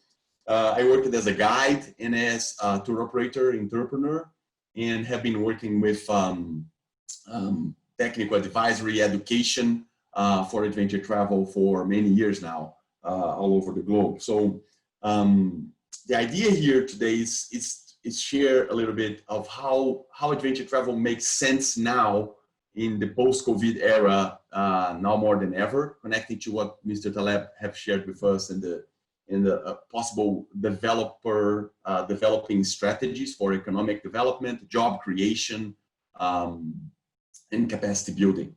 So next slide, please. So first of all, a quick glance and what is adventure travel? So what we're talking about? So adventure travel is this combination of nature, activity, and culture which makes it an experience, which brings impact. If it's done right, it's a positive impact at the destination level. And from the traveler perspective, we are talking about an experience. So it's really about wellness, transformation, unique experience, can be challenging. But adventure travel is not that common sense of it's necessarily physical demanding or it is hard. It's what adventure travel have evolved to. It's a soft adventure. It's much more on the experience side of things, the connection of culture, activity, and nature than anything. And it's really focused on bringing genuine experiences. That's the idea. Authentic, genuine experiences. So next slide, please.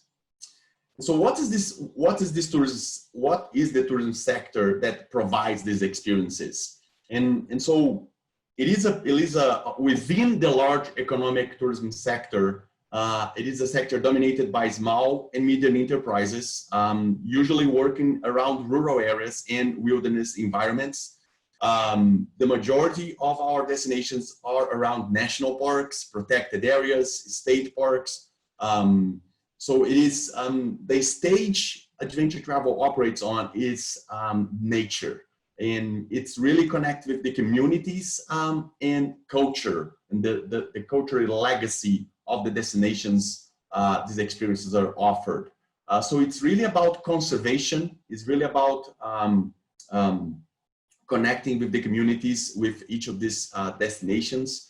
So it is related to how tourism can be done right, how it can be done responsibly. So that's why it's also, if you think about COVID, how it's going to come back, it's domestic, it's close to home, but it's more responsible. It's connecting to nature. It's connecting to our essentials.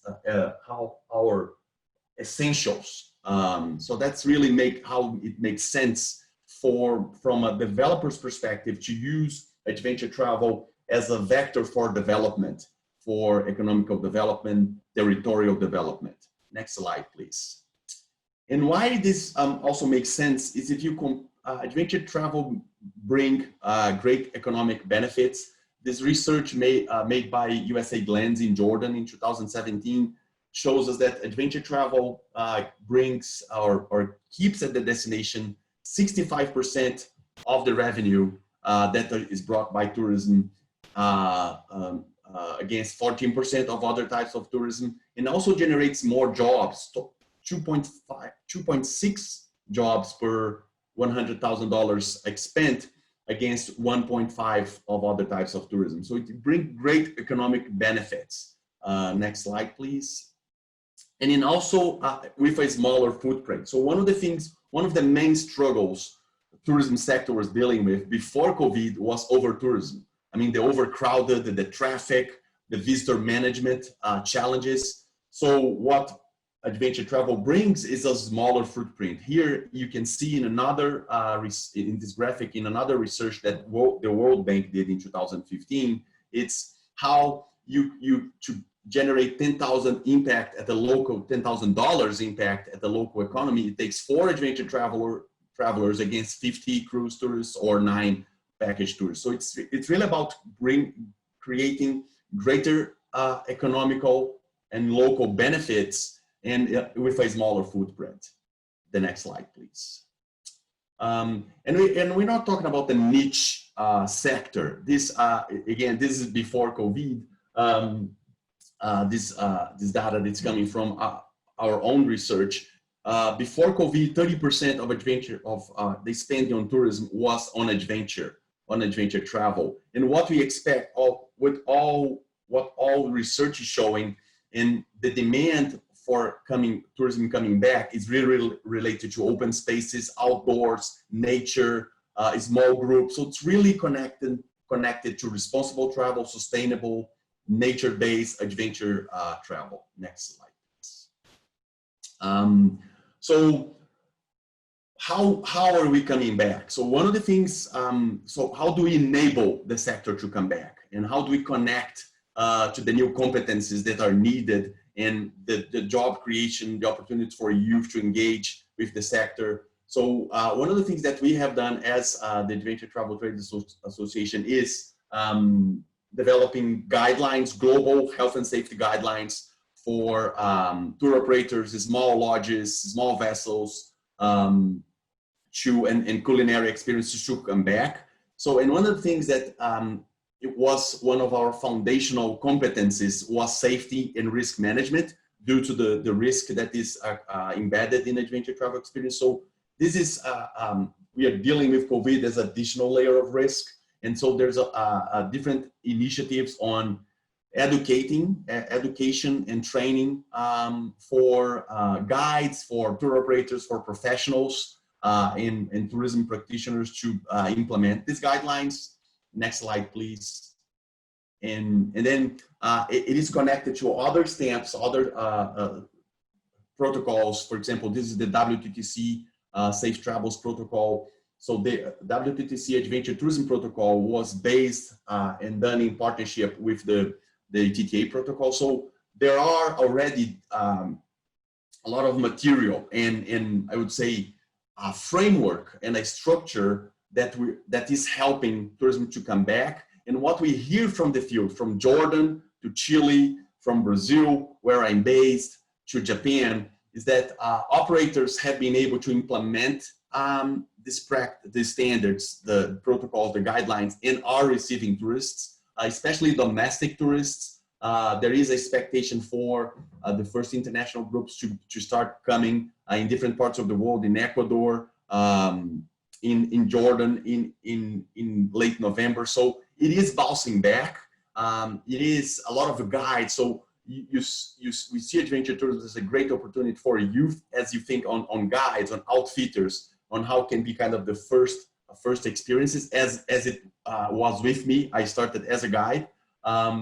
So it is a kind of a fun, an interesting and engaging sector for you to start your career, or for you to, and you can evolve. I mean, as have been shared in this panel, there's a lot of room for evolution through your career path. And we are ready to do that in the post-COVID era.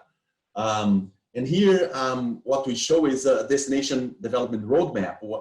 It's a tool, a development tool that we are working in different destinations around the world, where how do you access your situation, and how do you work and plan for the future? Thinking, you need to have the strategic view, understand this new market reality, adapt your products, then have education, capacity building programs, develop alliances that help you connect with distribution channels and the value chain, and then work on the triad, the brand, market, and media. So this is exactly a tool that we use, an example that we have been using in different countries to help them to bounce back in an organized manner, as an example. So it makes sense. Adventure travel makes sense as it is a resilient sector, small business all over the world, around rural areas, in protected areas, destinations. Conservation, it brings conservation of nature, people, and local culture. It's in line with the likely new tourism consumption scenario, small groups, nature, culture, families. And it really brings and really generates local income and keeps that income there, and job creation opportunities in a very special manner. Next one, please. So I invite you to visit our website, theadventuretravel.biz. A lot of resources for developers, destinations, and companies there.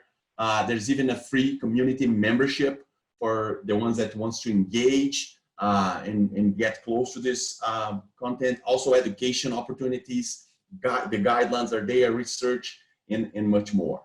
And lastly, I would like to, next slide, please. Yeah, so and then to close, another one of the questions that have been asked on the Padlet, it's then if it's net positive or not, and how about climate action? So from the adventure tourism perspective, developers perspective, the net positive is responsible travel is now stronger than it was before COVID. There is a need for changing tourism for good. And climate action is one of the things one of the major agendas that we are working on right now. And I share with you the Tomorrow's Air initiative, which is a traveler collective for carbon removal, which I invite you to know, which has nothing as one of the first subscribers. So yeah, thank you. Thank you for the opportunity. I'm looking forward for question and answers. Thank you, Gustavo, Dr. Rafai, and Aziz. Great session. What I'd like to do is sort of bring all the panelists back together. I have actually one question I'd like to see if you all could address that sort of is very broad. And I want to be also conscious of time and respect everybody's schedules. But we have a question that I think is an interesting one that you've all sort of touched on, but it relates to if you had a crystal ball and looked 5 years in the future, where do you see tourism? How do countries win, I guess you could say, post-COVID? And what are some of the emerging skill sets and strategies that countries or destinations could use to emerge more rapidly and sustainably?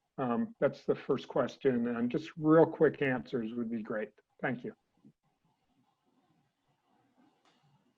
Yeah, I start giving it a try, Nick. Excuse me? Can I give it a try? Yes, sure. Okay, thank you so much. I think one of the most important lessons that we learned here is the importance of domestic and regional tourism. It's something that we have not opened our eyes to before. Developing countries in particular have overlooked that for a long period of time. Now it's very important, as both Gustavo and Aziz said before, it's the experience. A country that's not enjoyed, not lived in by its own people should not be enjoyed by anybody else outside of that country. It's a matter of principle to me. So I think domestic tourism, although it does not bring in hard currency, it does not bring in balance of trade in terms of what you spend outside of the country, what the country gets in terms of money, but it keeps facilities alive, it keeps jobs alive, and it keeps the youth proud of their own country. So I think one of the most important things I'd like to stress here is domestic tourism. It's a matter of principle to me. Thank you. Thank you, Dr. Rafai. Fascinating. Do others have points they'd like to raise or perhaps address the sort of keys to success as you try to build out domestic tourism, perhaps? I can do a quick addition to what Dr. Taleb have said, which is, and to what Jessica's point earlier. I mean, being tech savvy. I mean, technology, and this is key. There's a major change for contactless solutions and all of that, and also because I mean this was a trend before, and now it's just getting stronger. I mean, booking on demand, managing automation process, all of that. So that is key as a competence for destinations and professionals. The other thing is safety and risk management, the safety and healthy issues. I mean, this was kind of it was done right for some, but it was overlooked for many. Now it become an essential and foundational competence for the full tourism sector. I think these two new, more strong competencies are now on the rise as you look to the future. Right, and I would maybe just thank you, Gustavo and Taleb. I would add that I think it takes governments to invest in that reality, especially today. Yes. I see good friends of mine going out of business in the travel industry because of the reality, and some places are investing more in helping businesses remain in place, helping people stay employed. So we registered in more than one country, and I can see in some places you get more help, in some places less. But I think it's also like a plan. It's having the vision. Where do we want to be in 10 years? Where do we want to be in 20 years? And how do we get younger people involved in thinking out of the box? How do we get them? Well, that takes investment, that takes the priorities that growing up, I didn't have it. It's something I had to find myself. And I think we need governments to not only think of how can we, like Dr. Taleb said, how can we get just foreign currency through travel, that's all that matters, but really start thinking outside the box and prioritize and invest in that direction. Thank you, I'd say Aziz. also- I was going to turn over to Nikki and Jessica and ask how the industry, you see it adapting to sort of these new skill sets. Particularly, I think of this sort of health, safety, sanitation piece of this, particularly for the larger sort of hospitality destinations. That's you, Jessica. Yeah, good questions. I think, obviously rooms and our public spaces need to be cleaned, but now we're having to learn how to do even more skills of, what is the proper steps you need to do to ensure that we're meeting rules and regulations on what cleanliness standards are. How do we ensure that we're still, even like having a smile? I mean, even if you're wearing masks, our warm hello has even had to change now of how we greet people when they come into our hotels.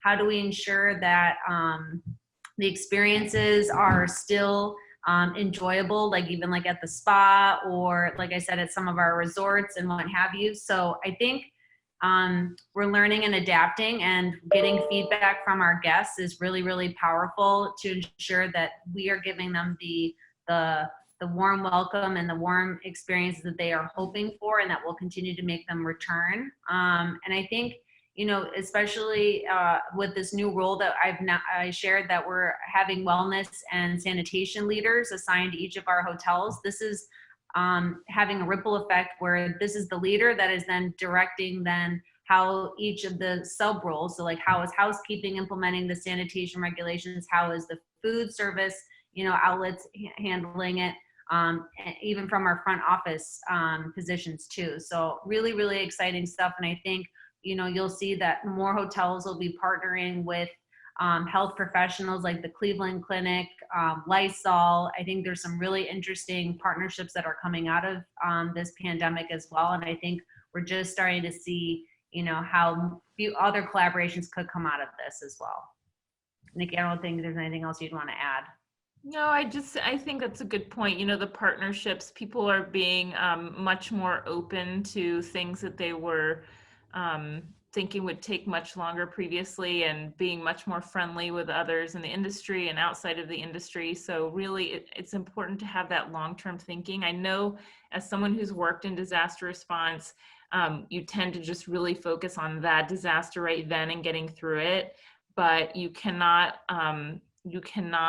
lose sight of the long-term and long-term resiliency, and how important it is from a government perspective to make sure people are employed when the jobs come back on, and when people are looking for jobs.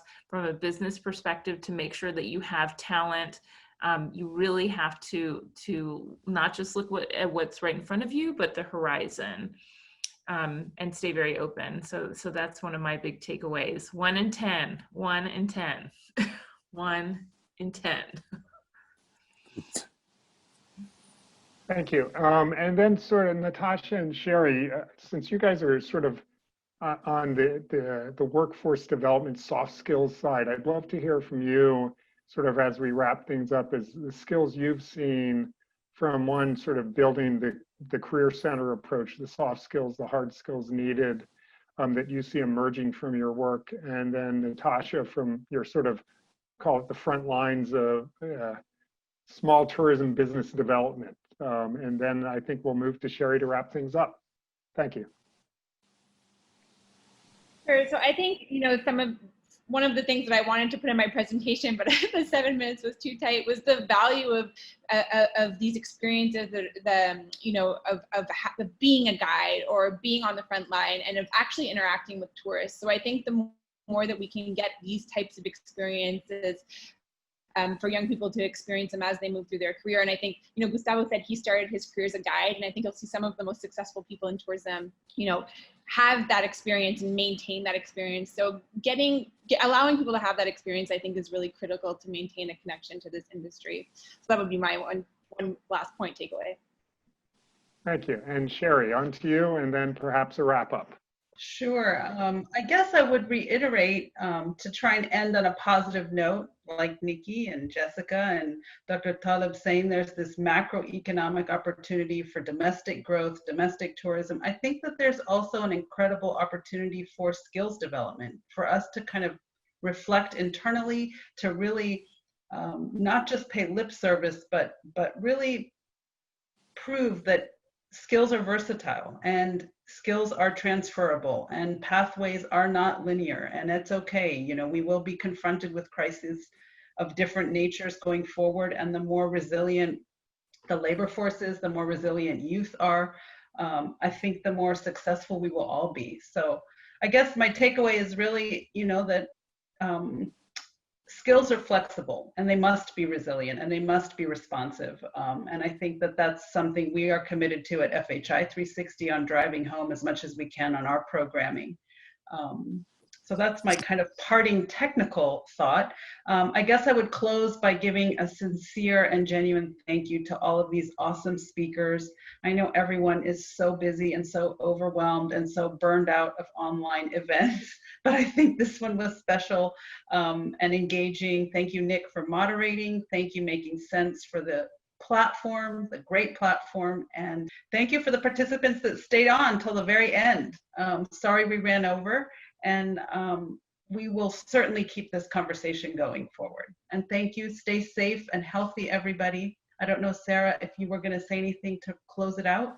Just thank you so much to you, Sherry, and your team at FHI, and Nick, and everybody else, all of our speakers. Some really excellent presentations today and a deep dive into a critical industry for youth economic opportunities. So we're grateful for putting together such a thoughtful and in-depth agenda. So thanks, everyone. Stay tuned for a few more GYEO Summit events coming up on October 8th and our closing event on the 29th. We hope to see you there. Take care and thanks again.